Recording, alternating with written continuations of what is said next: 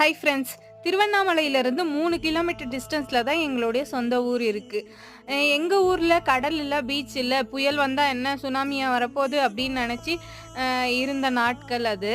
என்னன்னா புயல் வந்திருந்தா மழை வரும், காத்தடிக்கும், பவர் கட் ஆகும். இவ்வளோதானே அந்த புயலையே ஜாலியா என்ஜாய் பண்ணிட்டு இருந்த டைம் அது. ஆனா இந்த வருஷம் அந்த எண்ணத்தை எல்லாமே புரட்டி போட்டுடுச்சு. இந்த திருவண்ணாமலையில நடந்த மலைச்சரிவ பத்தி, இந்த பாறை சரிந்தத பத்தி தான் சொல்றேன். அவங்க கனவுல கூட நெனச்சு பார்த்துருக்க மாட்டாங்க. அவங்க இன்னைக்கு நேத்து இல்ல. பல வருஷமா அங்க தான் வீடு கட்டிட்டு இருக்காங்க. சின்ன சின்ன வீடு கூட இல்ல. அது எல்லாமே பெரிய பெரிய வீடு தான். அது வந்து ஒரு சின்ன ஏரியா கூட இல்ல. நல்லா பெரிய ஏரியா தான். அங்க வந்து பாறை விழுந்து சின்ன பசங்கலாம் இறந்தது தான் எனக்கு ரொம்பவே மனசுக்கு கஷ்டமா இருக்கு.